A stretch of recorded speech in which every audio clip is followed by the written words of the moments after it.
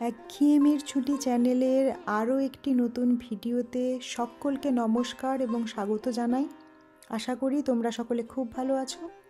ভেনিসে আমরা দুদিন কাটানোর পর তৃতীয় দিন সকাল সকাল বেরিয়ে পড়েছিলাম আমাদের পরের গন্তব্যস্থল স্লোভেনিয়ার উদ্দেশ্যে ফ্লিক্স বাসে করে।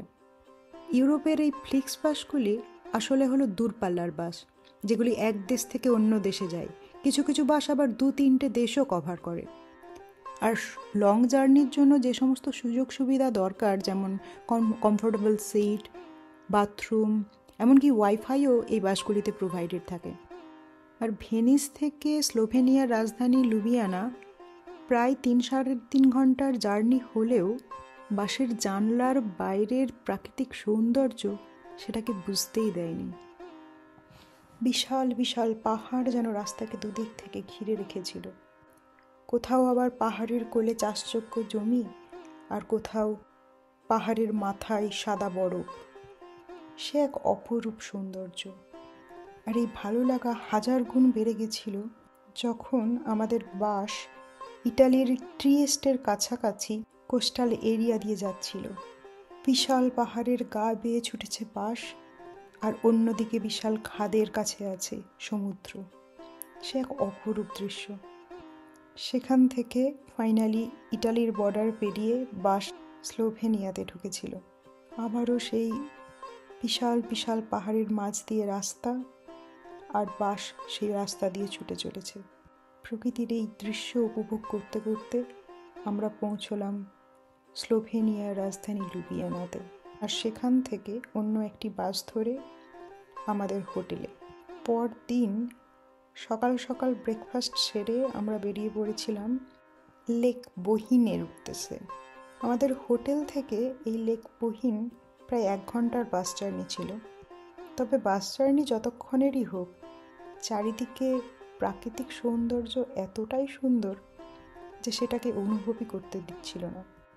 স্লোভেনিয়াতে এই লেক বোহিন বা আরও একটি লেক ব্লেড, এসব রিজিয়নে কিছু কিছু ফ্রি সার্ভিস বাস চলে, যেগুলি ট্যুরিস্টদের সুবিধার জন্য গভর্নমেন্ট থেকে ব্যবস্থা করা হয়।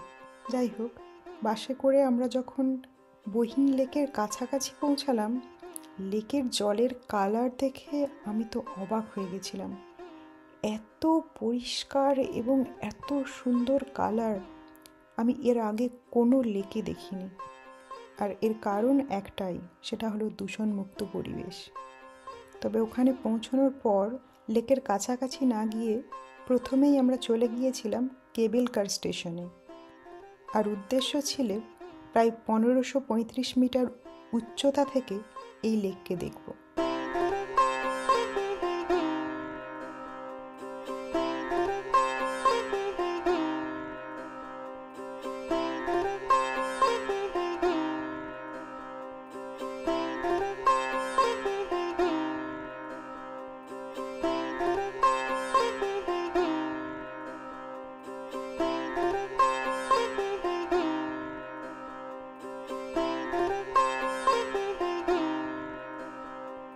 আর এই ভোগল কেবল কারে করে যখন নিচ থেকে আস্তে আস্তে ওপরে উঠতে থাকলাম, চারিদিক থেকে ইউলিয়ান আল্পসে ঘেরা এই বোহিন সুন্দরীর সৌন্দর্য আমাদের মুগ্ধ করেছিল।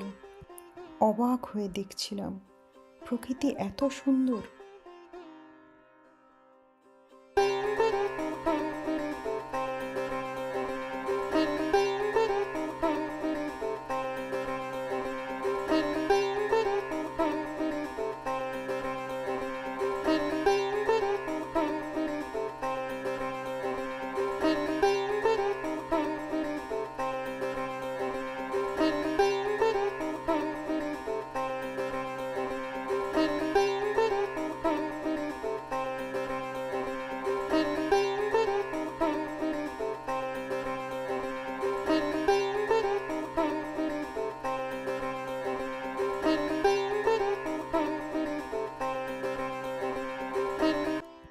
কিছুক্ষণ ওই লেকের সৌন্দর্য উপভোগ করে ওই স্কি রিসর্টের স্টেশন থেকেই লেকের অপোজিট দিকে আমরা হাঁটতে শুরু করেছিলাম ইউলিয়ান আল্পসের সৌন্দর্য দেখব বলে। কিছুটা পায়ে হেঁটে এগিয়ে যাওয়ার পর দেখলাম কিছু ওপেন চেয়ার কেবল রাইড, যেগুলি ছিল ফুললি অটোমেটেড।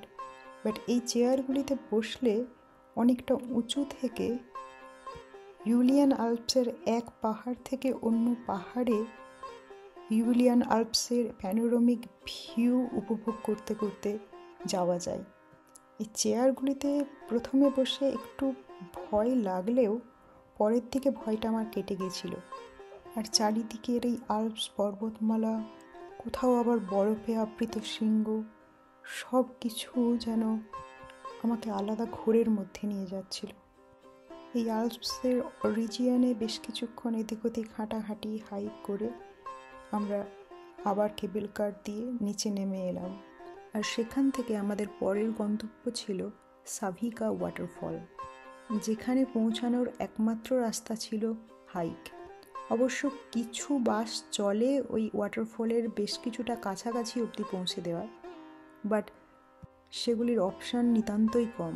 ওই সারাদিনে হয়তো 2 বা 3টে বাস। তাই সেসব চিন্তা না করে আমরা হাঁটতে শুরু করেছিলাম। আর ওই হাঁটার পথেই হঠাৎ যখন এরকম সবুজ রঙের নদী দেখতে পেলাম, হঠাৎ করে থমকে দাঁড়িয়ে পড়েছিলাম। মনে মনে ভাবছিলাম, হাইক করে ওয়াটারফল যাওয়া সার্থক।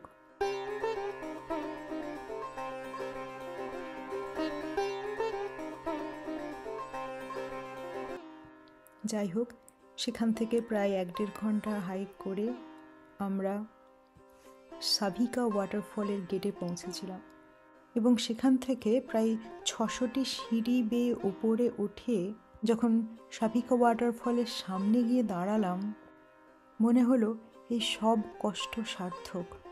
ওয়াটারফলটা খুব বেশি বড় না হলেও তার জলের কালার এত অপূর্ব, মনে হচ্ছিল স্লোভেনিয়াতে প্রকৃতি যেন নিজেকে অন্যরকমভাবে সাজিয়েছে।